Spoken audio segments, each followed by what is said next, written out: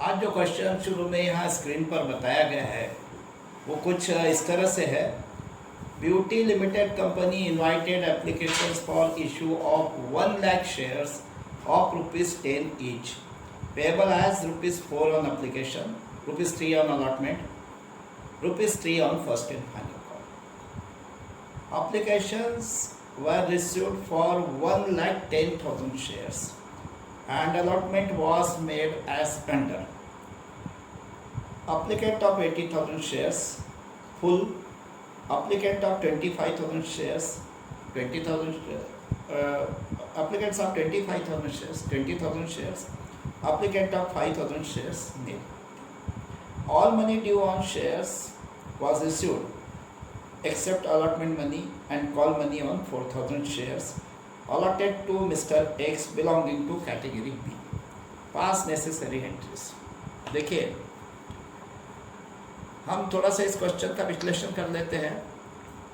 Question में बताया गया है कि beauty limited company 1 lakh shares के लिए एप्लीकेशन इनवाइट करना चाह रही थी, मतलब 1 लाख शेयर्स ही इशू करना चाहती थी, किंतु एप्लीकेशन कंपनी के पास 1,10,000 शेयर्स के लिए आ गए, मतलब इशू और सब्सक्राइब हो गया।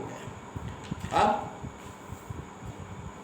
जब इशू और सब्सक्राइब हो जाता है तो या तो कंपनी ये करती है कि जैसे यहाँ 1 लाख शेयर्स थे कंपनी के पास इशू करने के लिए और एप्लीकेशन आ गए थे 1,10,000 शेयर्स के लिए, तो कंपनी या तो ये करे कि भाई कुछ ऐसे शेयर एप्लीकेंट्स जिन्होंने कुल मिलाकर 10,000 शेयर्स के लिए अप्लाई किया है उनके एप्लीकेशन पूरी तरह रिजेक्ट कर दें, आउटराइटली रिजेक्शन, मतलब कुछ ऐसे शेयर एप्लीकेंट सिलेक्ट करे जिन्होंने कुल मिलाकर 10,000 शेयर्स के लिए अप्लाई किया, किसी ने 1,000 के लिए, किसी ने 500 के लिए, किसी ने 2,000 के लिए, ऐसे कुल मिला के जिनकी टोटल डिमांड 10,000 शेयर्स की है, ऐसे सारे एप्लीकेशन रिजेक्ट कर दिए जाए, ऐसे एप्लीकेंट्स को एक भी शेयर ना दिया जाए, और जो बचे हुए 1 लाख शेयर्स के एप्लीकेंट हैं उनको फुल अलॉटमेंट कर दिया जाए।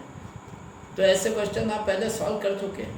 उसमें हम यह करते थे कि जैसे अभी 10,000 शेयर्स से अगर इशू और सब्सक्राइब हो रहा है तो कुछ लोगों को जिन्होंने टोटल 10,000 शेयर्स के लिए अप्लाई किया है उनका आउटराइटली रिजेक्ट कर देते थे और उनका सारा एप्लीकेशन मनी वापस लौटाते थे, और रिमेनिंग एप्लीकेंट्स जो है 1 लाख शेयर्स के उनको 1 लाख शेयर्स अलॉट कर दिए जाते थे। या तो फिर दूसरा तरीका हमने ये देखा था और सब्सक्रिप्शन की समस्या से निपटने का कि प्रोराटा अलॉटमेंट।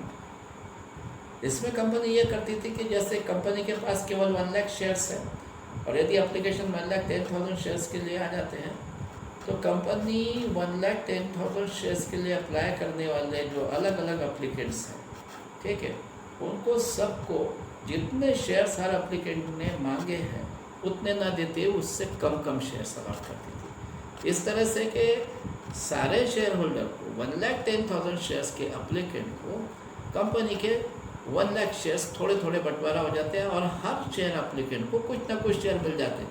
रिजेक्ट किसी को नहीं करती थी, बस यही होता था कि हर शेयर होल्डर ने जितने शेयर के लिए अप्लाई किया उतने कंपनी अलॉट नहीं करती थी, उससे कम शेयर अलॉट करती थी। जितने शेयर्स के लिए हर एप्लीकेंट्स ने अप्लाई किया उतने नहीं मिलते थे, उससे कम मिलते थे, क्योंकि कंपनी के पास शेयर्स कम थे और एप्लीकेशन ज़्यादा शेयर्स के लिए आए थे। तो कंपनी प्रोराटा अलॉटमेंट करती थी, हर एप्लीकेंट्स को जितने अप्लाई किए उतने ना देते, उससे कम शेयर देती थी। इसे कहा जाता था प्रोराटा अलॉटमेंट। और उसमें जो एक्सेस एप्लीकेशन मनी हो जाता था शेयर होल्डर, उसको आगे के इंस्टॉलमेंट्स में एडजस्ट किया जाता था, ये भी आप जानते हैं। अब ये 2 तरीके हमने देख लिए थे और सब्सक्रिप्शन की समस्या से निपटने के, लेकिन अब एक और तरीका, एक और अल्टरनेटिव है। वो जो पहले 2 तरीके थे, ठीक है, एक फर्स्ट अल्टरनेटिव था, दूसरा सेकंड अल्टरनेटिव था, ठीक है। फर्स्ट अल्टरनेटिव में उसमें कुछ लोगों के एप्लीकेंट्स तो पूरी तरह से रिजेक्ट कर दिए जाते थे और बचे हुए एप्लीकेंट्स को फुल अलॉटमेंट किया जाता था जितने मांगे उतने। सेकंड अल्टरनेटिव था प्रोराटा अलॉटमेंट। अब ये 2 अल्टरनेटिव के अलावा और एक अल्टरनेटिव है और एक उपाय है इस ओवर सब्सक्रिप्शन की समस्या से निपटने का, और वो ये है कि कंपनी मिक्स अल्टरनेटिव,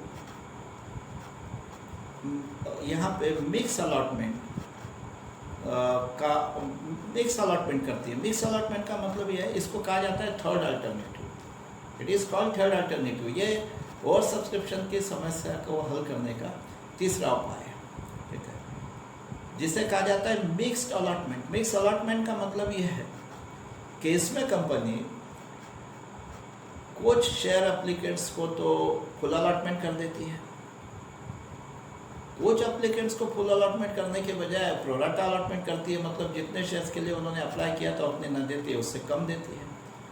और कुछ एप्लीकेंट्स को एक भी शेयर नहीं देती, उनको आउटराइटली रिजेक्ट कर देती है।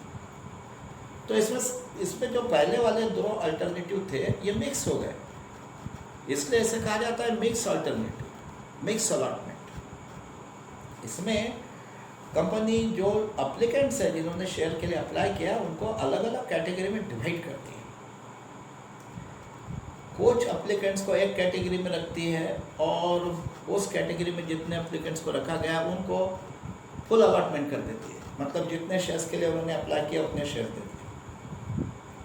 फिर कुछ एप्लीकेंट्स को एक अलग कैटेगरी में रखती है और उस कैटेगरी में जो एप्लीकेंट्स हैं उनको प्रोराटा अलॉटमेंट करती है। मतलब जितने शेयर्स के लिए अप्लाई किया उतने नहीं देते हुए कम शेयर्स देती है।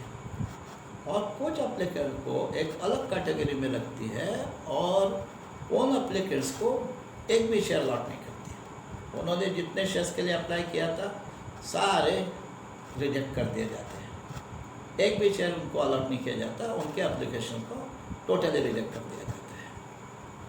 तो इस तरह से कंपनी शेयर एप्लीकेंट्स को अलग अलग कैटेगरी में डिवाइड करके उनके अलग अलग ग्रुप बना देती है, अलग अलग कैटेगरीज। और कुछ लोगों को तो फुल अलॉटमेंट कर देती है, कुछ लोगों को प्रोराटा अलॉटमेंट करती है और कुछ लोगों को आउटराइटली रिजेक्ट कर देती है। तो आज के क्वेश्चन में कंपनी ने ओवर सब्सक्रिप्शन की समस्या को हल करने के लिए ये मिक्स अलॉटमेंट वाला ही तरीका अपनाया है। देखिए वहाँ बताया गया है कि कंपनी के पास तो केवल 1 लाख शेयर्स थे इशू करने के लिए, लेकिन एप्लीकेशन 1,10,000 शेयर्स के लिए आए थे और ये 1,10,000 शेयर्स के जो एप्लीकेंट थे उनको कंपनी ने 3 अलग अलग ग्रुप में डिवाइड कर दिया। इसमें से 80,000 शेयर्स के जो एप्लीकेंट थे उनका एक अलग कैटेगरी बनाया जिसको यहाँ नाम दिया गया कैटेगरी ए। और वो 80,000 शेयर्स के एप्लीकेंट को फुल अलॉटमेंट कर दिया गया। मतलब उन्होंने जितने शेयर्स के लिए अप्लाई किया था उतने दे दिए गए। उसके बाद 25,000 शेयर्स के एप्लीकेंट का एक अलग ग्रुप बनाया गया, एक अलग कैटेगरी, उसको इन्होंने नाम दिया कैटेगरी बी। और उस कैटेगरी में जो एप्लीकेंट्स आते हैं उन्होंने जितने शेयर्स के लिए अप्लाई किया था उतने न देते हुए उससे कम शेयर्स दिए गए, मतलब उनको प्रोराटा अलॉटमेंट किया गया। और 5,000 शेयर्स के एप्लीकेंट का एक अलग ग्रुप बनाया गया कैटेगरी सी और उनको एक भी शेयर नहीं दिया। उन्होंने 5,000 शेयर्स के लिए अप्लाई किया था, उनके पूरे शेयर्स रिजेक्ट कर दिए गए। उनका एप्लीकेशन हर किसी का टोटली रिजेक्ट कर दिया गया, एक भी शेयर नहीं दिया गया। अब इस तरह देखिए कि कंपनी के पास 1,10,000 शेयर्स जो आए थे उनका डिस्पोजल किस तरह से 1,10,000 शेयर्स के जो एप्लीकेशन आए थे, शेयर्स नहीं, कंपनी के पास जो 1,10,000 शेयर्स के एप्लीकेशन आए थे उनका डिस्पोजल किस तरह से किया कंपनी ने। 80,000 शेयर्स के एप्लीकेंट को तो फुल अलॉटमेंट कर दिया, 25,000 शेयर्स के एप्लीकेंट को ओनली 20,000 शेयर्स अलॉट किया और 5,000 शेयर्स के एप्लीकेंट को एक भी शेयर अलॉट नहीं किया। तो देखिए कंपनी के 1,10,000 शेयर एप्लीकेशन उनका डिस्पोजल हो गया। 80,000 शेयर्स के एप्लीकेंट को फुल अलॉटमेंट कर दिया, 25,000 शेयर्स के एप्लीकेंट को प्रोराटा अलॉटमेंट किया, 80,000 प्लस 25,000 1,05,000 हो गए और 5,000 शेयर्स के एप्लीकेंट को टोटली रिजेक्ट कर दिया। तो 1,05,000 प्लस 5,000 1,10,000 शेयर एप्लीकेशंस का इस तरह से डिस्पोजल हो गया। और कंपनी के शेयर्स तो 1 लाख ही अलॉट हुए। किस तरह से, वो जो कैटेगरी ए है जिसमें 80,000 शेयर्स के एप्लीकेंट को रखा गया जिनको फुल अलॉटमेंट किया गया है, उनको फुल अलॉटमेंट किया गया मतलब उन्होंने 80,000 शेयर्स मांगे थे, उनको कंपनी ने 80,000 दे दिए। और कैटेगरी बी के जो एप्लीकेंट्स हैं जिन्होंने 25,000 शेयर्स मांगे थे उनको 20,000 दिए। तो कैटेगरी ए को 80,000 शेयर्स अलॉट कर दिए, कैटेगरी बी को 20,000 शेयर्स अलॉट कर दिए कुल मिला के कंपनी के पास के 1 लाख शेयर्स खत्म हो गए, 80,000 प्लस 20,000। और इसलिए जो रिमेनिंग 5,000 शेयर्स के एप्लीकेंट थे उनको देने के लिए कंपनी के पास शेयर बचे ही नहीं, इसलिए उनको एक भी शेयर नहीं दिया गया, उनको रिजेक्ट कर दिया गया। तो ये अब आज के क्वेश्चन का विश्लेषण था। इसमें एक और चीज़ और है आगे, ये जो सबसे महत्वपूर्ण चीज़ थी जो अभी तक किसी क्वेश्चन में आपने नहीं देखी थी, कि यहाँ पे ओवर सब्सक्रिप्शन के केस में कंपनी थर्ड अल्टरनेटिव अपना रही है, ठीक है, तीसरा विकल्प जो है उसका उपयोग कर रही है, मिक्स अलॉटमेंट। ये इसके पहले नहीं देखा था, ये एक वैरायटी है आज के क्वेश्चन में। अब इस क्वेश्चन में एक चीज़ और कही गई है कि भाई जितना भी अमाउंट सारे शेयर्स पे ड्यू था, जितने भी इंस्टॉलमेंट ड्यू थे, उनका सबका अमाउंट कंपनी को मिला है, पर एक शेयर होल्डर है मिस्टर एक्स जो कैटेगरी बी से है, मतलब उस कैटेगरी के एप्लीकेंट्स में से हैं जिनको कंपनी ने प्रोराटा अलॉटमेंट किया था, और वो मिस्टर एक्स ने अपने 4,000 शेयर्स का अलॉटमेंट मनी और कॉल मनी, कॉल एक ही है यहाँ पे, फर्स्ट कॉल, अलॉटमेंट मनी और कॉल मनी पे नहीं किया है, ठीक है। कॉल यहाँ पे इंस्टॉलमेंट यहाँ पे 3 ही है। कंपनी आपके शेयर का इशू प्राइस 10 रुपीज़ है, क्योंकि यहाँ प्रीमियम है ही नहीं, तो जो फेस वैल्यू है वही इशू प्राइस है, फेस वैल्यू 10 है, इशू प्राइस भी 10 है, और उसको कंपनी 3 इंस्टॉलमेंट में ले रही है, ₹4 on application, ₹3 on allotment, ₹3 on first and final call. तो मिस्टर एक्स ने अलॉटमेंट मनी भी पे नहीं किया है और first and final call money भी नहीं पे किया। जब वहाँ लिखा है कि उसने अलॉटमेंट मनी और कॉल मनी नहीं पे किया, इसका मतलब call money means first and final, तो इसने अब अलॉटमेंट मनी और first and final call money नहीं पे किया, वो कॉल से नहीं वैसे। चलो, अब इस क्वेश्चन का यथासंभव विश्लेषण जहाँ तक संभव था वहाँ तक मैंने कर दिया। अब इसका हम इसकी एंट्रीज कैसी होगी वो शुरू करने से पहले यहाँ पे हमें वर्किंग नोट में कुछ कैलकुलेशंस करना होगा, क्योंकि यहाँ कंपनी ने मिक्स अलॉटमेंट किया है। कुछ लोगों को तो जितने शेयर मांगे उतने दे दिए, कुछ लोगों को जितने मांगे उससे कम दिए, मतलब प्रोराटा अलॉटमेंट किया, और कुछ लोगों को टोटली रिजेक्ट किया। तो ऐसे केस में जो एप्लीकेशन मनी आया है कंपनी के पास वो तो 1,10,000 शेयर्स का आया है, क्योंकि एप्लीकेशन 1,10,000 शेयर्स के लिए आया। अब उस एप्लीकेशन मनी का डिस्पोजल में किस तरह से हुआ होगा, उसके लिए एक टेबल यहाँ बनाना पड़ेगा। डिस्पोजल मतलब आप उस एप्लीकेशन मनी में से कितना अमाउंट इक्विटी शेयर कैपिटल में ट्रांसफ़र किया गया होगा, और कितना अमाउंट आगे के कॉल्स में, अलॉटमेंट में, या अगर आगे और एडजस्ट हो सकता है, संभव है तो फर्स्ट कॉल में कितना अमाउंट एडजस्ट किया गया होगा, और कितना अमाउंट रिफंड करना पड़ा होगा। इसका भी आपको विस्तार पूर्वक कैलकुलेशन बताना होगा। वो कैलकुलेशन एक टेबल के माध्यम से बनाया जाएगा, वो टेबल मैं यहाँ पे आपको बना के बताऊँगा, ठीक है। उस टेबल को बनाने पे ही पता चलेगा कि इस एप्लीकेशन मनी का भी डिस्पोजल किस तरह से किया जाएगा, कितना कैपिटल, इक्विटी शेयर कैपिटल में ट्रांसफ़र होगा, और क्योंकि कुछ लोगों को प्रोराटा अलॉटमेंट हुआ है तो उनका एक्सेस एप्लीकेशन मनी अलॉटमेंट में या उसके बाद के कॉल में भी एडजस्ट करना पड़ सकता है, तो कितना अलॉटमेंट में एडजस्ट होगा, कितना फर्स्ट कॉल में एडजस्ट होगा, या फर्स्ट कॉल में कुछ एडजस्ट ही नहीं होगा, पूरा अलॉटमेंट में एडजस्ट हो जाएगा। और जिन लोगों के एप्लीकेशन टोटली रिजेक्ट कर दिए गए उनका कितना एप्लीकेशन मनी कंपनी को रिफंड करना पड़ेगा। ये सारे कैलकुलेशन बताने वाला टेबल पहले तैयार करना होगा। और उसके पश्चात जो मिस्टर एक्स है, इसने अलॉटमेंट मनी पे नहीं किया है। अब आपको पता है कि वो उस कैटेगरी को बिलोंग करता है जो जिस कैटेगरी के एप्लीकेंट्स को प्रोराटा अलॉटमेंट हुआ था, मतलब उस कैटेगरी के हर एप्लीकेंट ने अप्लाई ज़्यादा शेयर्स के लिए किया था, एप्लीकेशन मनी ज़्यादा शेयर्स का भेजा था, कंपनी ने उनको दिए कम, अलॉट कम किए, तो उस कैटेगरी के हर एप्लीकेंट का कुछ ना कुछ एक्सेस एप्लीकेशन मनी रहा होगा जो उन पर ड्यू होने वाले अलॉटमेंट के अमाउंट में पहले से एडजस्टेड है। तो मिस्टर एक्स के साथ भी यही हुआ होगा, उसका कुछ एक्सेस एप्लीकेशन मनी पहले से उस पर ड्यू होने वाले अलॉटमेंट अमाउंट में एडजस्ट होगा, तो उतना तो ऐसे भी नहीं आने वाला था। तो जो बैलेंस अलॉटमेंट मनी था उसके तरफ से आना, जो बकाया था वही नहीं आया, वो कितना होगा उसका भी कैलकुलेशन करना पड़ेगा, और इसके बाद ही हम एंट्रीज कर पाएंगे। तो चलिए पहले मैं वो टेबल तैयार कर देता हूँ जिससे पता चलेगा कि एप्लीकेशन मनी का डिस्पोजल किस तरह से होना है। अब देखिए इस तरह से एक टेबल आपको बनाना है। इसमें इतने कॉलम्स रहेंगे। First column category, second column number of shares applied, third column number of shares allotted, fourth column number of shares rejected, fifth column amount refunded, six column amount adjusted को दो part में divide किया गया है, allotment and calls in advance. इसका मतलब ये prorata category का जो एक्सेस ऑब्लिगेशन मनी है जिसको हम आगे के इंस्टॉलमेंट में एडजस्ट करते हैं, ठीक है, उसमें से कितना अलॉटमेंट में एडजस्ट होने वाला है वो इस कॉलम में बताया जाएगा और कितना बाद के फर्स्ट या सेकंड कॉलम में एडजस्ट होने वाला है वो कॉल्स इन एडवांस के कॉलम में बताया जाएगा। अब हम इस टेबल को किस तरह तैयार करना है वो देखते हैं। देखिए यहाँ सारे एप्लीकेंट्स को कंपनी ने 3 ग्रुप में डिवाइड कर दिया, 3 कैटेगरी में। एक कैटेगरी ऐसी कैटेगरी है जिसमें कंपनी ने कुल 80,000 शेयर्स के एप्लीकेंट को रखा है और उनको फुल अलॉटमेंट किया है, जितने शेयर मांगे उतने दे दिए। तो हम यहाँ कैटेगरी के कॉलम में लिखेंगे ए, इसका मतलब कैटेगरी ए। अब इस कैटेगरी के लोगों ने अप्लाई किया था 80,000 शेयर्स के लिए, तो हम यहाँ लिखेंगे नंबर ऑफ शेयर्स अप्लाइड में 80,000। और इस कैटेगरी के लोगों को कंपनी ने फुल अलॉटमेंट किया।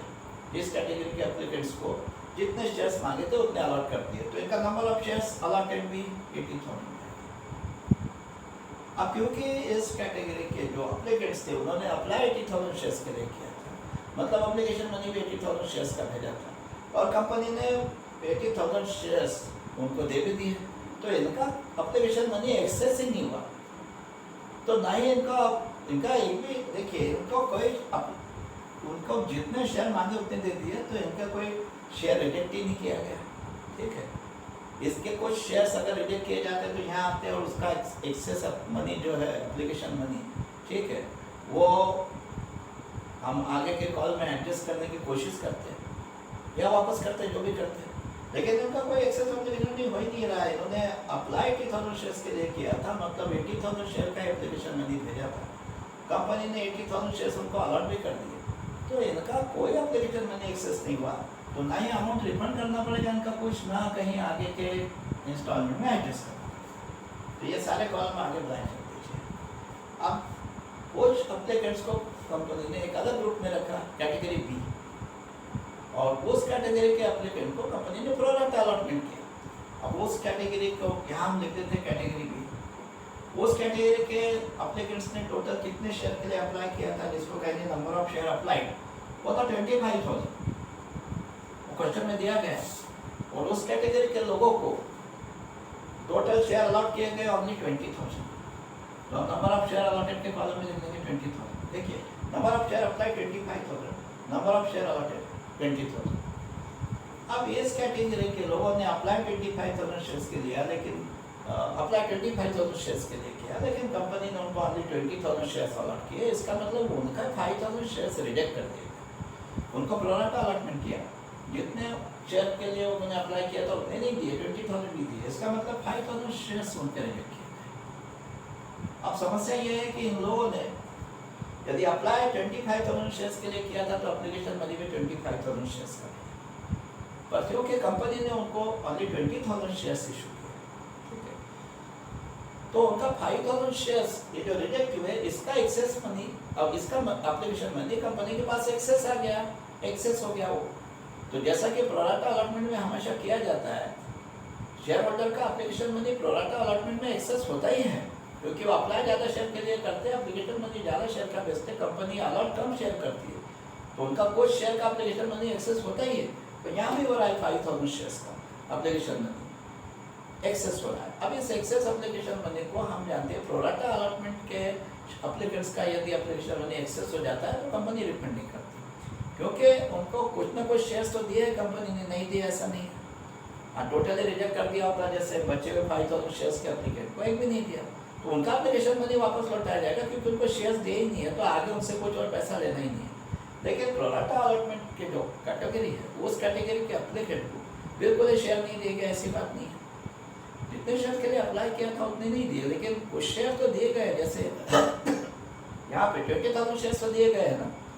अब 20,000 शेयर्स के ऊपर आगे भी कंपनी को और अलॉटमेंट मनी लेना है, फर्स्ट कॉल मनी लेना है, ठीक है, आगे भी और कुछ इंस्टॉलमेंट ड्यू है, उसका पैसा लेना ही है।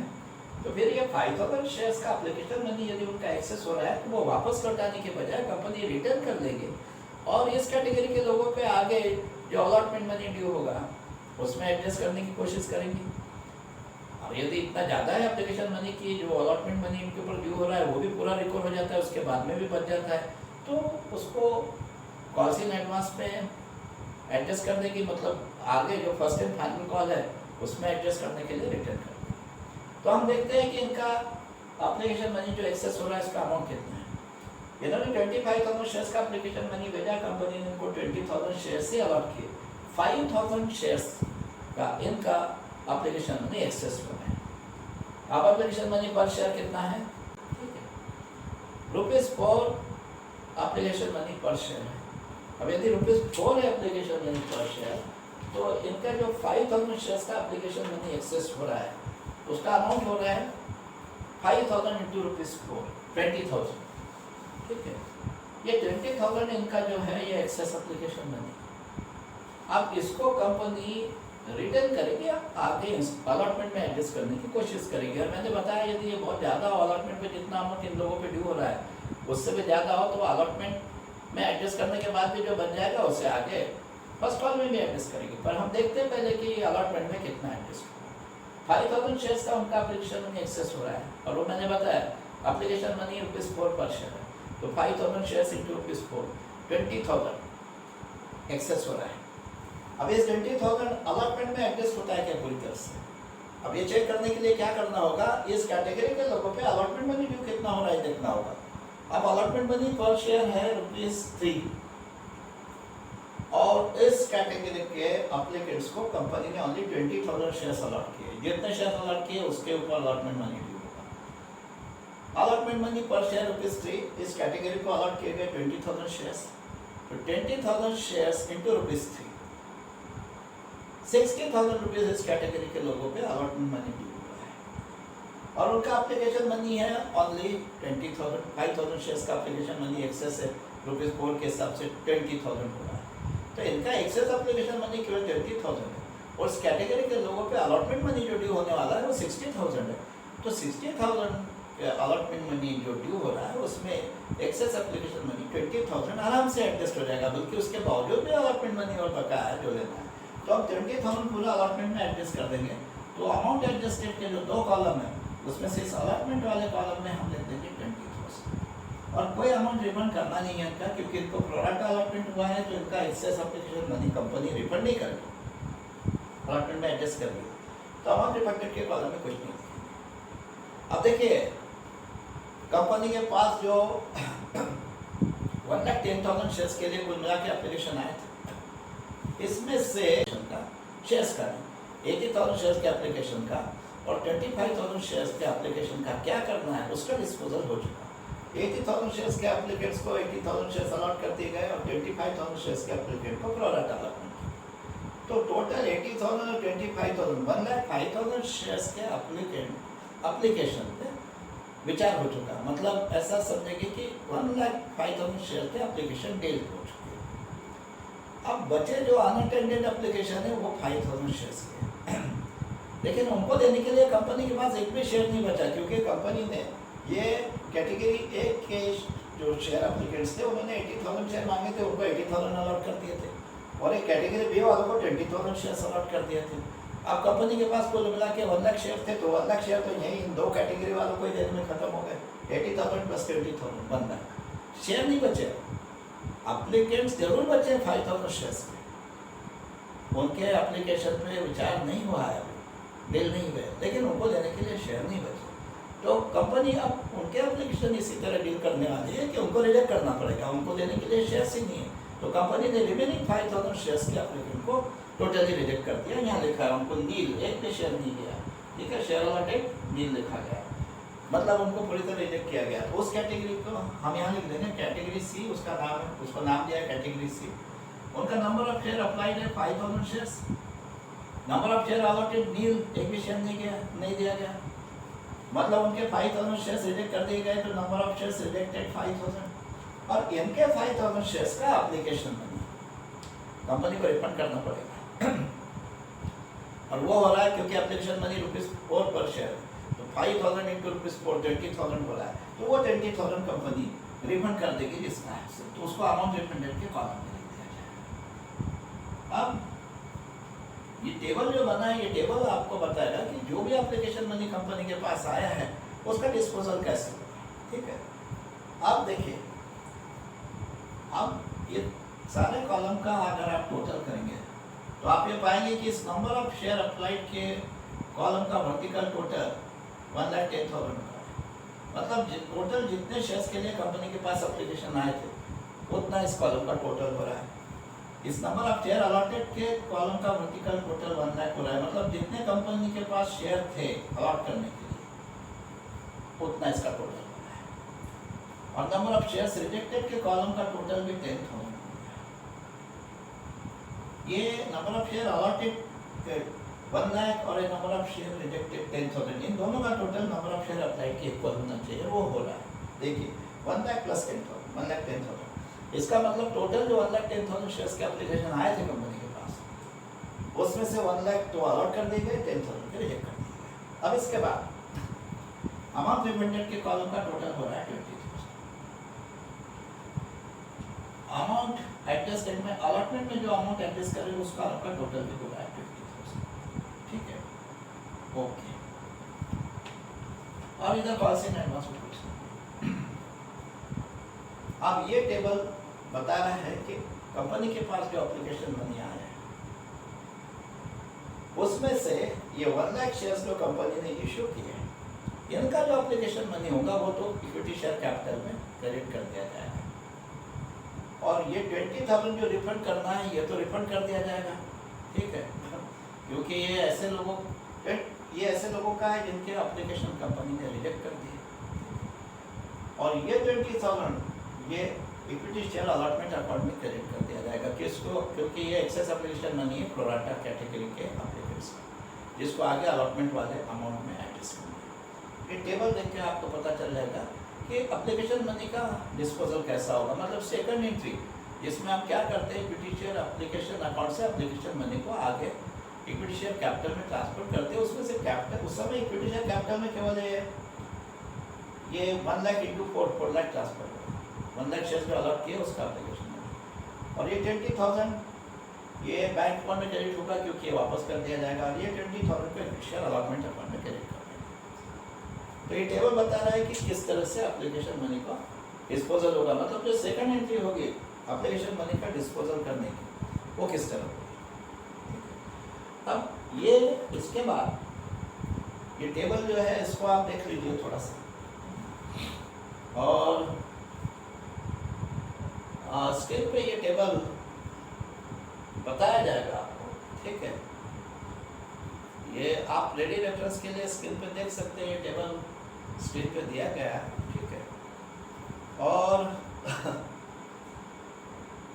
इसके अलावा जो कैलकुलेशन और हमें करना है अब वो रह गए हैं कि भाई वो जो मिस्टर एक्स जिसने अपने 4,000 शेयर्स का अलॉटमेंट मनी और कॉल मनी नहीं भेजा, मतलब फर्स्ट कॉल मनी, अब जैसा कि मैंने पहले बताया कि वो भी इस कैटेगरी से है, कैटेगरी 20 से, इस कैटेगरी के एप्लीकेंट्स को प्रोराटा अलॉटमेंट किया है, इसलिए हर एप्लीकेंट का कुछ ना कुछ एक्सेस एप्लीकेशन मनी ऑलरेडी उस पर ड्यू होने वाले अलॉटमेंट अमाउंट में एडजस्टेड था, तो मिस्टर एक्स का भी कुछ होगा, इसका भी कुछ excess application money already adjusted होगा अलॉटमेंट अमाउंट में, इसलिए जितना अलॉटमेंट अमाउंट इस पर ड्यू था वो पूरा नहीं आया, ऐसा नहीं कर सकते, जो बचा हुआ है बैलेंस वो नहीं आया, और वो कितना था उसका कैलकुलेशन हम लोग करेंगे।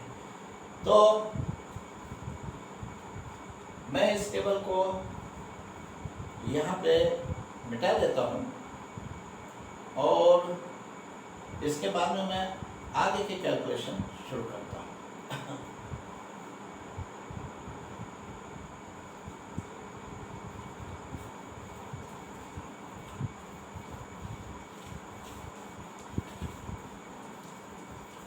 ये जो कैलकुलेशन है यही ज़्यादा महत्वपूर्ण है, एंट्री से ज़्यादा महत्वपूर्ण ऐसे क्वेश्चन में कैलकुलेशन होते हैं। और वर्किंग नोट में आपको ये टेबल इस तरह बना के बताना।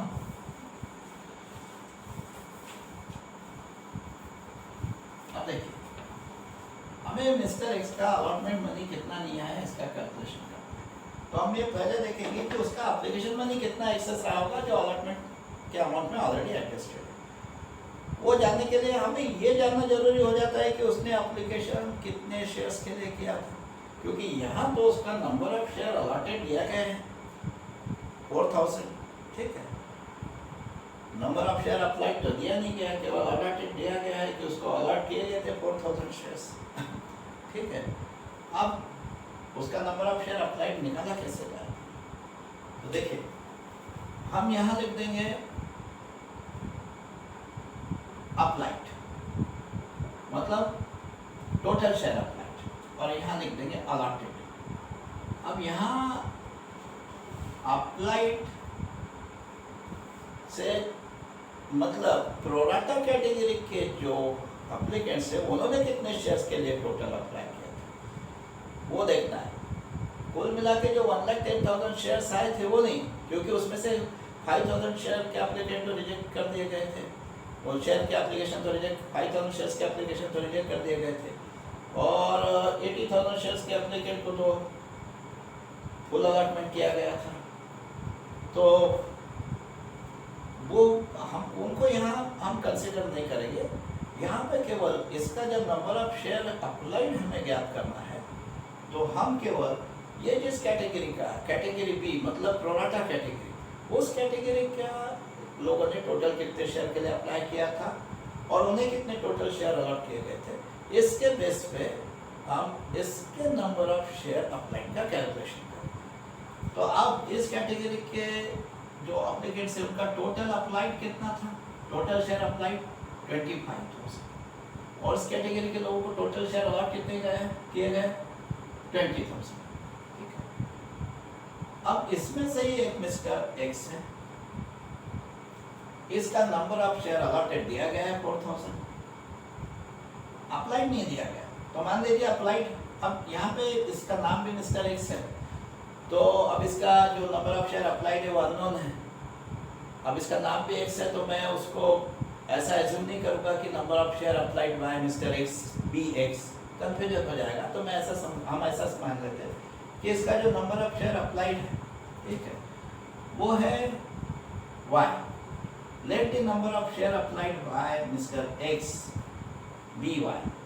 नंबर ऑफ शेयर उसका मालूम है नहीं ना, नंबर ऑफ शेयर अप्लाइड, तो हम ऐसा मान लेते कि उसका number of share applied Y, और इस वाई का हम अगर वैल्यू निकालेंगे तो पता चल जाएगा कि उसने कितने टोटल कितने शेयर के लिए अप्लाई किया था। अब वो कैसे निकालना है आप जानते हो, क्रॉस मल्टीप्लिकेशन। इस वाई को 20,000 से मल्टीप्लाई करो और इस 25,000 को 4,000 से। वाई का 20,000 से मल्टीप्लिकेशन हो रहा है 20,000 वाई, और ये 25,000 इंटू 4,000, इसका प्रोडक्ट लिखने के बजाय ऐसा भी लिख दिया तो चलेगा 25,000 इंटू 4,000, मतलब ये 25,000 और 4,000 का मल्टीप्लिकेशन है। तो अभी इक्वेशन कैसा बन रहा है, 20,000 y is equal to 25,000 multiplied by 4,000। अब y की वैल्यू निकालना है तो क्या करेंगे, y is equal to 25,000 into 4,000 upon 20,000। अब ये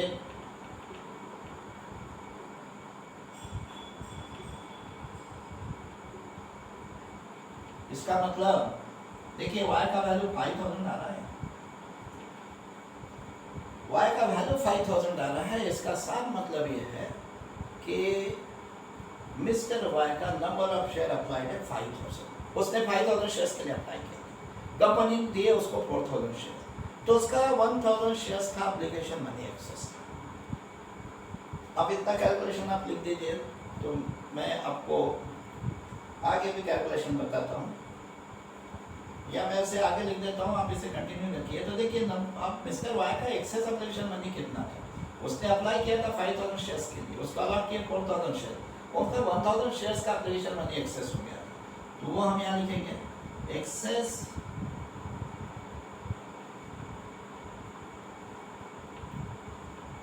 application money of Mr. X is equal to 5,000 shares, ये उसका नंबर ऑफ शेयर सप्लाई है, माइनस 4,000 शेयर्स, ये उसको अलॉट किए गए। 5,000 शेयर्स माइनस 4,000 शेयर्स, इसको मैंने ब्रैकेट में लिखा है। इसका मतलब 1,000 शेयर्स का उसका एप्लीकेशन मनी एक्सेस हो रहा था, और एप्लीकेशन मनी पर शेयर था ₹4, तो 5,000 shares minus 4,000 shares multiplied by 4, ₹4, और 5,000 माइनस 4,000, 1,000 शेयर्स का एप्लीकेशन मनी उसका एक्सेस था, 1,000 इंटू 4, 4,000 रुपीज उसका एप्लीकेशन मनी एक्सेस था, जो उस पर ड्यू होने वाले अलॉटमेंट अमाउंट में ऑलरेडी एडजस्टेड था। तो उतना तो अलॉटमेंट मनी वैसे भी नहीं आने वाला था उसका, क्योंकि उतना तो उसके एक्सेस एप्लीकेशन मनी से रिकवर हो गया था। फिर उसके ऊपर आना बकाया कितना था जो नहीं आया। अब उसका कैलकुलेशन आगे देख लेते हैं। इस कैलकुलेशन को आप एक बार भली बात ही देख लीजिए, ठीक है? चाहे तो अपने नोटबुक में इसको कॉपी कर लीजिए, फिर मैं आगे की कैलकुलेशन।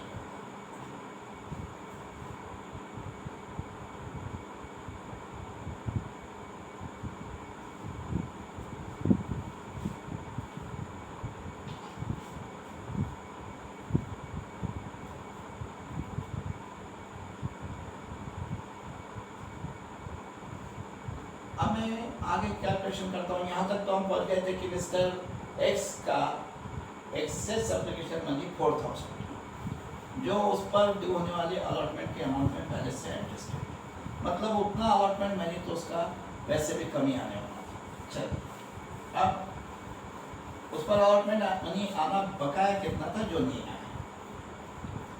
अब वो किस तरह कैलकुलेट करें, तो पहले हम देखेंगे कि उस पर टोटल अलॉटमेंट मनी वैसे ड्यू कितना हो रहा था। हम यहाँ लिखेंगे total allotment money due on mister x. अब मिस्टर एक्स के पास 4,000 शेयर्स थे और अलॉटमेंट मनी पर शेयर था ₹3। तो 4,000 शेयर्स इंटू ₹3, 12,000 उसके ऊपर अलॉटमेंट मनी ड्यू। और अभी हमने देखा कि उसका एक्सेस एप्लीकेशन मनी था 4,000 रुपीज, ठीक है, जो ऑलरेडी इस अलॉटमेंट अमाउंट में एडजस्टेड था। तो फिर उतना तो वैसे भी नहीं आने वाला था, उतना माइनस कर देंगे। तो हम यहाँ लिखेंगे minus his excess application money already adjusted। अब होता है 4,000, तो इसमें केवल 8,000 रुपीज अलॉटमेंट का आना बका है, और वो 8,000 नहीं आया। तो हम यहाँ लिख देंगे allotment money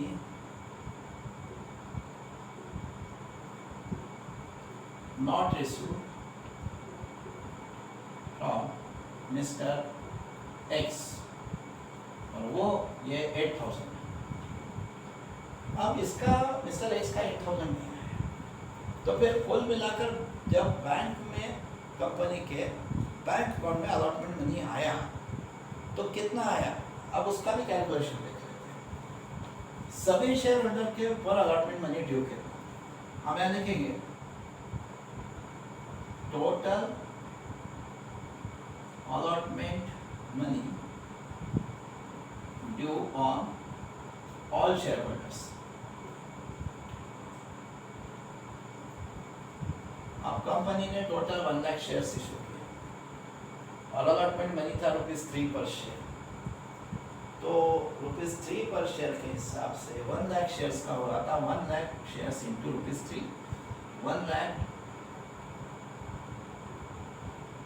shares into ₹3, 3 lakh rupees के हुआ। लेकिन आप जानते हैं कि प्रोराटा कैटेगरी के सभी शेयर होल्डर का application money excess, not only mister x.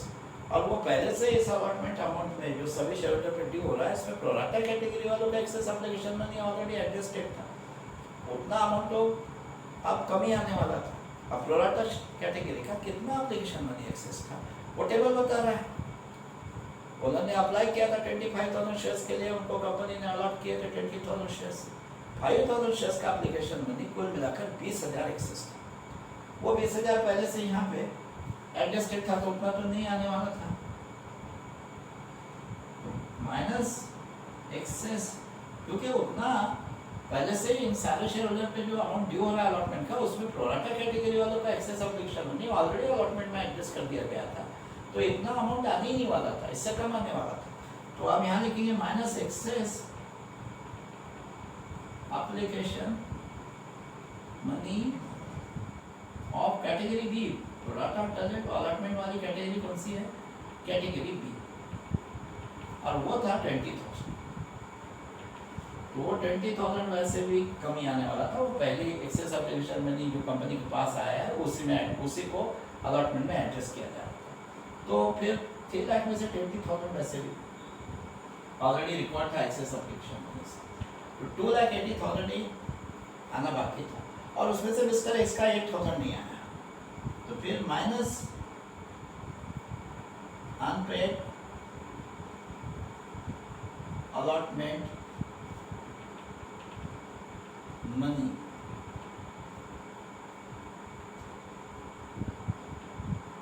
Of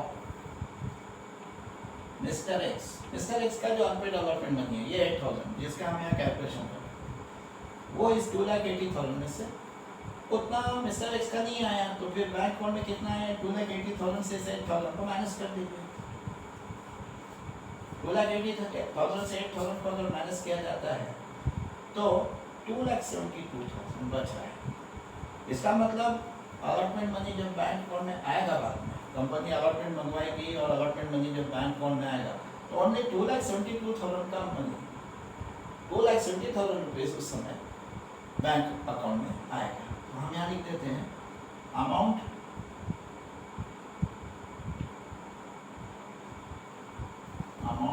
received on allotment in bank. इसका मतलब ये नहीं है कि अलॉटमेंट का केवल 2,72,000 है। जब अलॉटमेंट मनी बाद में कंपनी मंगा रही है और उस समय जो share holder allotment money bank account में भरेंगे, उस समय अलॉटमेंट मनी कितना आएगा, ठीक है, बैंक अकाउंट में उस समय जब जमा करेंगे, ठीक है, तो उस समय अलॉटमेंट मनी कितना आएगा, वो 2,72,000 है। कुल मिला के 2,72,000 है, ऐसा नहीं है। ये प्रोराटा वालों का ऑलरेडी 20,000 का जो एक्सेस एप्लीकेशन मनी था, उससे मान लीजिए कि अलॉटमेंट मनी सारे शेयर होल्डर पे जो ड्यू था उसमें से 20,000 रिकवर हो गया और बाद में और 2,72,000 आ गया। तो टोटल अलॉटमेंट मनी तो वैसे 2,92,000 आ गया, 8,000 मिस्टर एक्स का नहीं है। पर जब बाद में बैंक अकाउंट में आएगा उस समय केवल 2,72,000 आएगा, क्योंकि 20,000 तो ऑलरेडी पहले से एक्सेस एप्लीकेशन मनी से रिकवर हो गया है। 3 लाख ड्यू था, उसमें से 20,000 ऑलरेडी एक्सेस एप्लीकेशन मनी से रिकवर होने के बाद 2,80,000 आना बाकी था, उसमें से मिस्टर एक्स का 8,000 नहीं आया, 2,72,000, 2,72,000 बाद में आया। चलिए अब ये कैलकुलेशन हम कर चुके, इस कैलकुलेशन को भी आप अपने कॉपी में नोट कर लीजिए। इसके बाद जो कैलकुलेशन हमें करना थे वो सारे लगभग समाप्त हो गए। अब हम जर्नल एंट्रीज शुरू करते हैं। देखिए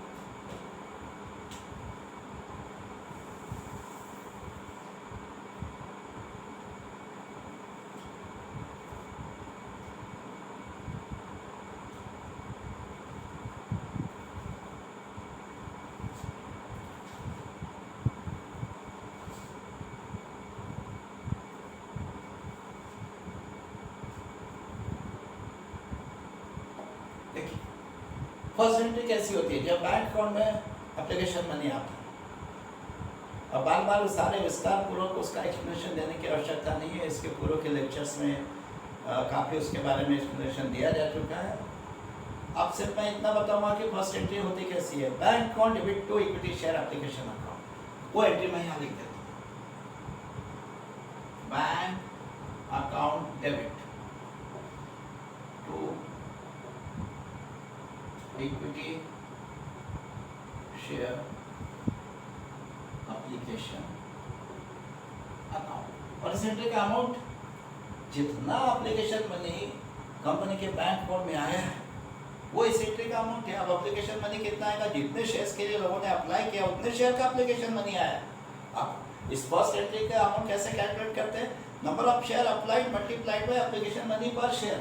अब यहाँ नंबर ऑफ शेयर अप्लाइड तो कुल मिला के 1,10,000 और एप्लीकेशन मनी था ₹4 पर शेयर, तो 1,10,000 इंटू ₹4, 4,40,000 इस एंट्री का अमाउंट होता है।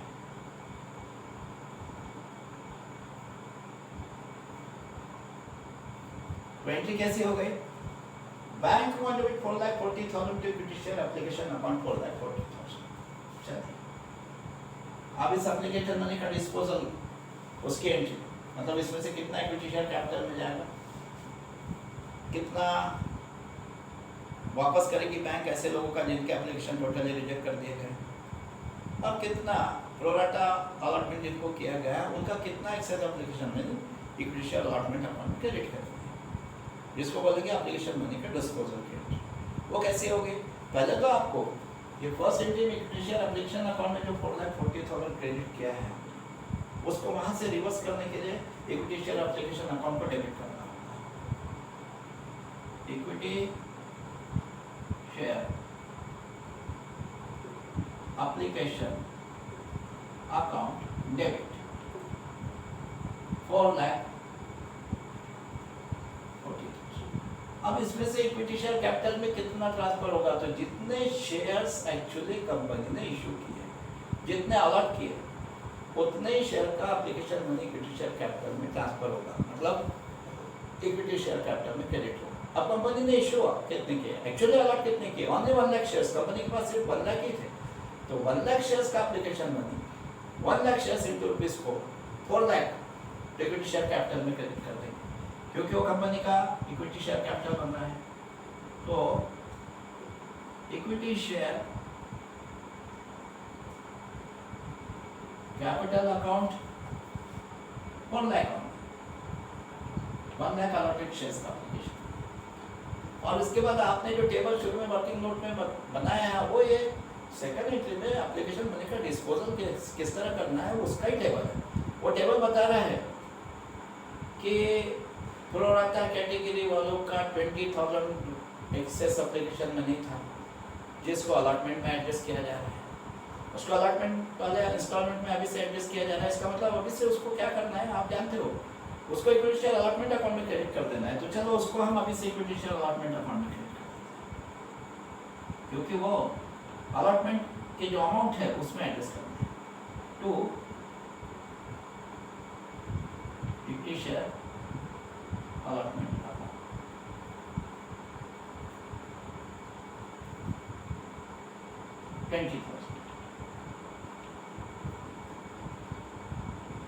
ये प्रोराटा कैटेगरी के जो एप्लीकेंट्स हैं उनका एक्सेस एप्लीकेशन मनी है जो उन पर ड्यू होने वाले अलॉटमेंट के अमाउंट में पहले से एडजस्ट करना है, इसलिए उसको हमने अभी से इक्विटी शेयर अलॉटमेंट अकाउंट में क्रेडिट कर दिया।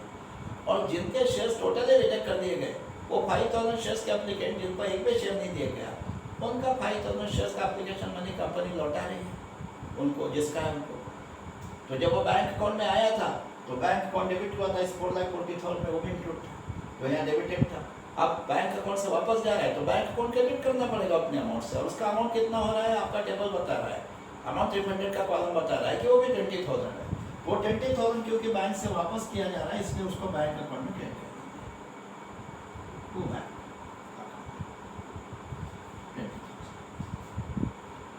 देंगे।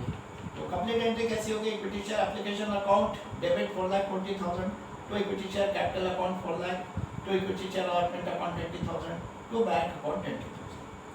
Equity share application account debit 4 lakh 40,000 to equity share capital account 4 lakh to equity share allotment account 20,000 to bank account 20,000. और देखिए इसका टोटल डेबिट और क्रेडिट का कैलकुलेट ये हो गए एप्लीकेशन मनी के डिस्पोजल की एंट्री कि कितना इक्विटी शेयर कैपिटल में क्रेडिट करना है, कितना बैंक से वापस करेगी कंपनी, बैंक अकाउंट में क्रेडिट होगा, और कितना इक्विटी शेयर अलॉटमेंट अकाउंट में क्रेडिट होगा, मतलब कितना अलॉटमेंट मनी में एडजस्ट होगा। तो ये आपकी दो एंट्रीज हो गई, एक एप्लीकेशन मनी बैंक अकाउंट में रिसीव होने वाली एंट्री, दूसरी उसके डिस्पोजल की एंट्री। अब तीसरी एंट्री क्या होती है, अलॉटमेंट मनी ड्यू की एंट्री। चलिए अलॉटमेंट मनी में अगर कोई प्रीमियम इंक्लूड नहीं है, किसी प्रकार का प्रीमियम इंक्लूड नहीं है, तो उसके ड्यू की एंट्री कैसी होती है, equity share allotment account debit to equity share capital account. ठीक है, वो मैं यहाँ लिख देता हूँ, equity share allotment account debit to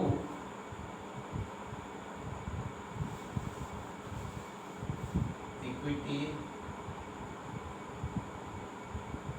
share capital, equity share allotment account with equity share capital account. और इसका अमाउंट जितना अलॉटमेंट मनी शेयर होल्डर पे ड्यू हो रहा है, बिना ये विचार किए कि कुछ लोगों का एक्सेस एप्लीकेशन पहले से एडजस्टेड है, उसका विचार किए बिना जितना वास्तव में ड्यू हो रहा है उतना अमाउंट इस एंट्री का अमाउंट होता है। अब अलॉटमेंट मनी ड्यू कितना होगा, कंपनी ने केवल 1 लाख शेयर इशू किए और एप्लीकेशन अलॉटमेंट मनी पर शेयर था ₹3, not application money, allotment money due हो रहा है, तो अलॉटमेंट मनी पर शेयर था ₹3, तो 1 lakh share into ₹3, 3 lakh rupees allotment का शेयर होल्डर पे ड्यू हो रहा है, तो इस एंट्री का अमाउंट होगा 3 लाख।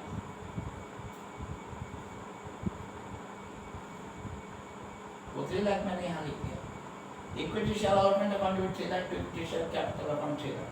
चलिए एप्लीकेशन मनी के बैंक अकाउंट में रिसीव होने से लेकर अलॉटमेंट मनी के ड्यू होने तक की सारी एंट्रीज हो गई।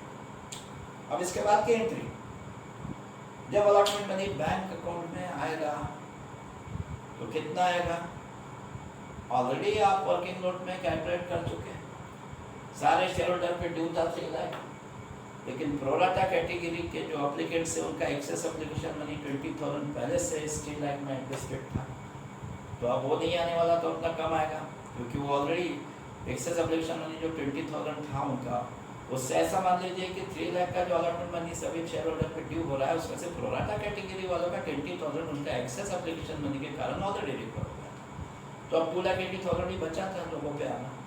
अब उसमें से मिस्टर एक्स का 8,000 रुपीज अलॉटमेंट मनी अनपेड है, वो पहले के कैलकुलेशन बता रहे हैं, उसके भी ऊपर वैसे तो अलॉटमेंट मनी केवल उसके 4,000 शेयर्स का 4,000 इंटू 3, अलॉटमेंट मनी पर शेयर 3 है, तो 4,000 इंटू 3 12,000 ड्यू हो रहा है, मगर उसका 1,000 शेयर का एप्लीकेशन मनी एक्सेस था 4,000, 1,000 शेयर का एप्लीकेशन मनी एक्सेस था 4,000, वो भी प्रोराटा कैटेगरी का एप्लीकेंट है, तो उसका एक्सेस एप्लीकेशन मनी 4,000, वो इस 20,000 में उसका भी एक्सेस एप्लीकेशन मनी 4,000 इंक्लूडेड ही है, जो अलॉटमेंट अमाउंट में पहले से एडजस्ट किया जा चुका है, तो वो 4,000 तो ऐसा मान लीजिए कि उस पर 12,000 जो ड्यू हो रहा था अलॉटमेंट मनी, उससे उसका एक्सेस एप्लीकेशन मनी 4,000 जो था, उस एक्सेस एप्लीकेशन मनी 4,000 के कारण उस पर जो अलॉटमेंट मनी ड्यू हो रहा था उसमें का 4,000 तो ऑलरेडी रिकवर हो गया था, ड्यू हो रहा था उसमें 12,000,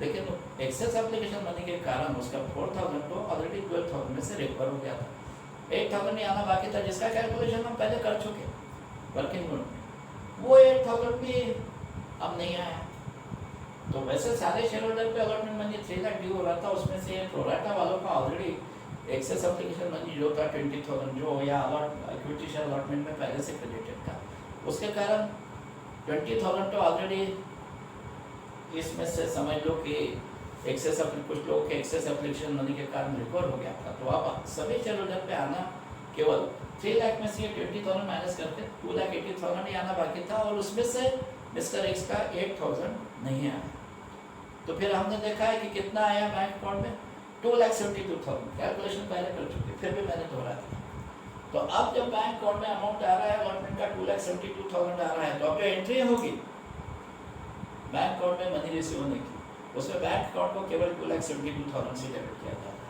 क्योंकि बैंक अकाउंट में उतना ही आ रहा है। तो चलिए अब मैं वो भी एंट्री कर देता हूँ।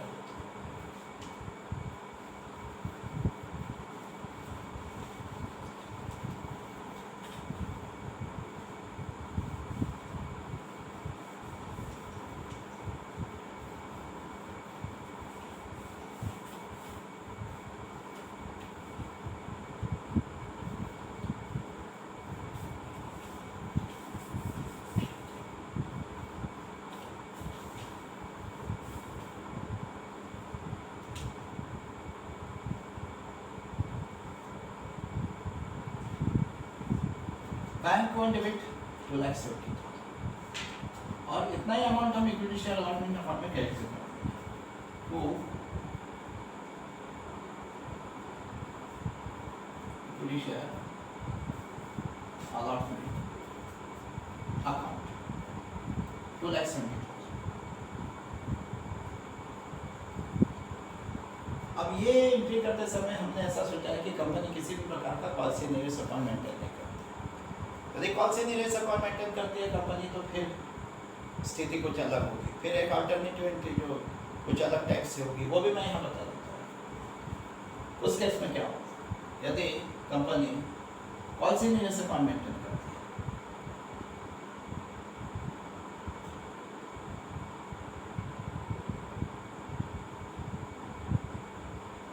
उस केस में भी बैंक अकाउंट तो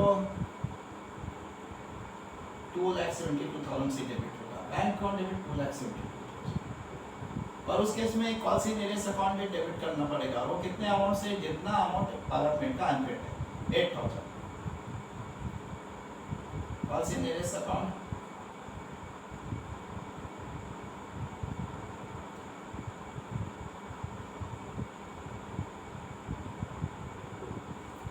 डेबिट 8,000, ये मिस्टर एक्स का जो unpaid allotment, bank account debit 2,72,000, policy निवेश अकाउंट डेबिट 8,000 टू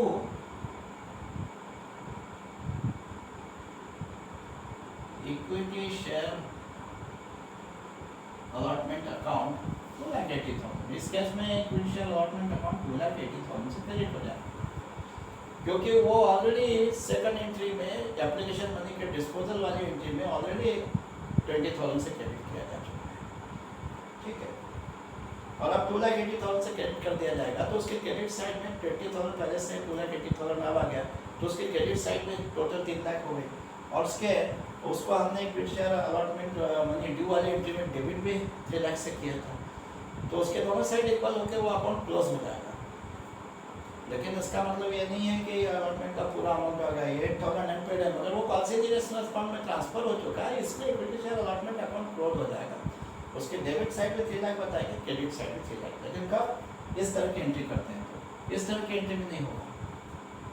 इस तरह की एंट्री में देखिए आप, पहले आपने सेकंड एंट्री में already equity share allotment account को 20,000 से क्रेडिट किया था, और बाद में अब उस जब बैंक अकाउंट में मनी आया हमने 2,72,000 से क्रेडिट किया, तो क्रेडिट साइड में 20,000 प्लस 2,72,000 केवल 2,92,000 हो रहा है, जबकि ड्यू की एंट्री में उसको डेबिट किया 3 लाख से, तो क्लोज नहीं हो रहा, वो 8,000 का डेबिट बैलेंस बता रहा है, क्योंकि 8,000 पॉलिसी निवेश अकाउंट में ट्रांसफर नहीं किया।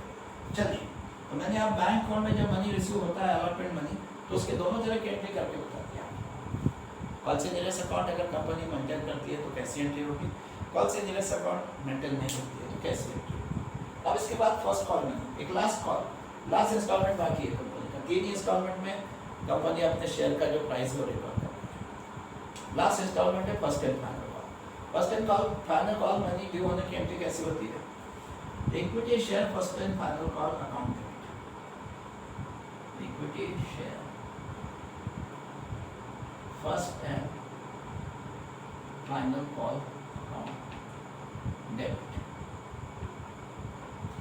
टू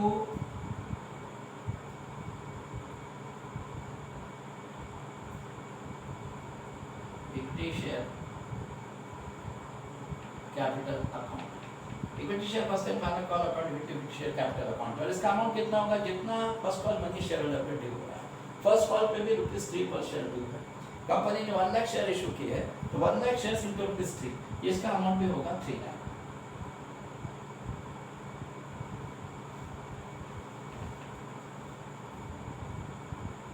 चलिए, ये फर्स्ट कॉल मनी ड्यू की डेट। अब इसके बाद जब first call money bank account में आएगा उसकी चलिए, अब जब बैंक अकाउंट में फर्स्ट कॉल मनी रिसीव होगा तो जितना अमाउंट उस समय बैंक अकाउंट में वाकई में आने वाला है उतनी अमाउंट से बैंक अकाउंट डेबिट होगा, वो भी एंट्री में किया।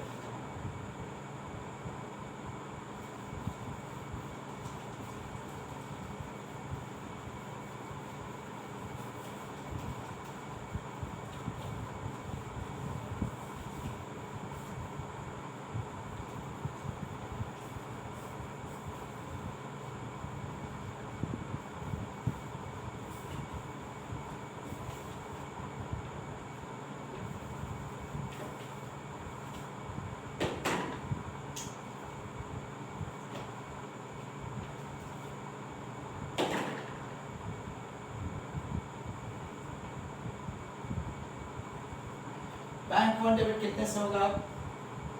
अब सारे शेयर होल्डर पे फर्स्ट कॉल मनी ड्यू तो कितना हो रहा था, अभी देख लीजिए आपने 3 लाख रुपीस ड्यू हो रहा था। लेकिन अब यहाँ पे भी मिस्टर एक्स का 4000 शेयर्स का फर्स्ट कॉल मनी नहीं आया। अब मिस्टर एक्स का जो एक्सेस एप्लीकेशन मनी था वो तो पूरा अलॉटमेंट में एडजस्ट हो गया था, बल्कि अलॉटमेंट का भी कुछ अमाउंट बाकी था उसकी तरफ आना। तो एक्सेस एप्लीकेशन मनी से फर्स्ट कॉल का जो अमाउंट है वो तो जरा भी रिकॉर्ड नहीं हुआ। तो फर्स्ट कॉल तो जितना मिस्टर एक्स पे ड्यू था पूरा ही नहीं आया। तो फिर फर्स्ट कॉल का अमाउंट मिस्टर एक्स का जितना नहीं आया उतना first call money bank account में कम आया। ठीक है, अब बैंक अकाउंट में सारे शेयर होल्डर के ऊपर ड्यू तो वैसे 3 लाख था, लेकिन 3 लाख आया नहीं। मिस्टर एक्स का 4000 शेयर का first call money 4000 shares into ₹3 12,000 नहीं आया। तो फिर 3 लाख में से 12,000 नहीं आया तो कितना आया? 3 लाख में से 12,000 नहीं आया, इसका मतलब ओनली 2,88,000 बैंक अकाउंट में आया। ठीक है, तो हम 2,88,000 से बैंक अकाउंट को डेबिट कर देंगे। Bank account debit 2,88,000। किस तरह से? सारे शेयर होल्डर पे 1 लाख शेयर इशू किए थे, उनके ऊपर ₹3 पर शेयर के हिसाब से 3 लाख ड्यू था। लेकिन मिस्टर एक्स के 4,000 शेयर का फर्स्ट कॉल मनी नहीं आया, और वो अमाउंट कितना हो रहा है? फर्स्ट कॉल पे ₹3 ड्यू है, तो उसके 4,000 शेयर्स का 4,000 इंटू 3 12,000 हो रहा है। 12,000 इसमें 3 लाख आना चाहिए था, उसमें से 12,000 नहीं आया। तो 3 लाख माइनस 12,000 केवल 2,88,000 आया। तो उससे हमने बैंक अकाउंट को डेबिट कर दिया, और इतने अमाउंट से हम equity share first and final call account को कैरेक्ट कर देंगे। Equity share first and final call account. ठीक है, तो equity share first and final call account 2,88,000। लेकिन ये कब, ये ऐसी एंट्री कब होगी? यदि एक कंपनी कॉल्सिनियस अकाउंट मेंटेन नहीं करती, और यदि कॉल्सिनियस अकाउंट मेंटेन करती है तो कैसे? Alternative entry. एक कंपनी मेंटेन्स कॉल्सिनियस, उस केस में भी बैंक अकाउंट को तो इतने अमाउंट से डेबिट करेंगे, 2,88,000 जितना बैंक अकाउंट में आ रहा है। Bank account debit 2,88,000। लेकिन आप जानते हो कि जितना अनपेड फर्स्ट कॉल मनी है उतने अमाउंट से फिर कॉल्सिनियस अकाउंट डेबिट करना पड़ेगा, यदि कंपनी कॉल्सिनियस अकाउंट मेंटेन करती है। और फर्स्ट एंड फाइनल कॉल का कितना अमाउंट अनपेड है? मिस्टर एक्स का 12,000, तो उसको हम कॉल्सिनियस अकाउंट में डेबिट कर देंगे। Calls in arrears account debit 12,000। और ऐसे केस में हम equity share first and final call account को पूरा 3 लाख से क्रेडिट कर देंगे। To equity share first and final call account 3 lakh. इस केस में तो ये first and final call account जो है ये पूरी तरह से क्लोज होता दिखाई दे रहा है। क्यों? कि इसको ड्यू के एंट्री में 3 लाख से डेबिट किया था, और अब 3 लाख से क्रेडिट किया। डेबिट क्रेडिट तो इक्वल हो गए, अकाउंट तो क्लोज होता दिखाई दे रहा है। मगर इसका मतलब ये नहीं कि first and final call money आ गया है। मिस्टर एक्स का 12,000 नहीं आया है, और आप जानते हो कि वो कॉल्सिनियस अकाउंट में डेबिट किया जा चुका है, उसको कॉल्सिनियस में ट्रांसफर कर दिया गया है। इसलिए अगर इस एंट्री की दृष्टि से देखेंगे तो equity share first and final call account close हो चुका है और वन पे first and final call money of call सीनियर अकाउंट में ट्रांसफर हो गया। तो ये हो गई alternative entry first and final call money receive. ठीक है, तो मैंने first and final call money के बैंक अकाउंट में रिसीव होने की दो तरह से एंट्री कर दी। यदि कंपनी कॉल सीनियर अकाउंट मेंटेन करती है तो ऐसी एंट्री होगी। क्षमा करिए, यदि कंपनी कॉल सीनियर अकाउंट नहीं मेंटेन करती है, एक company does not maintain calls सीनियर अकाउंट, तो इस तरह की एंट्री होगी। And if company maintains calls सीनियर अकाउंट तो फिर ये ऐसी एंट्री होगी। अब देखिए फर्स्ट एंड फाइनल कॉल के बैंक अकाउंट में रिसीव होने की भी एंट्रीज हो गई। आज के इस क्वेश्चन में 3 इंस्टॉलमेंट है, तीनों इंस्टॉलमेंट की सारी एंट्रीज भी हो गई, सारे कैलकुलेशन भी हो गए। और आज का जो ये क्वेश्चन था, ठीक है, ये यहाँ समाप्त होता है।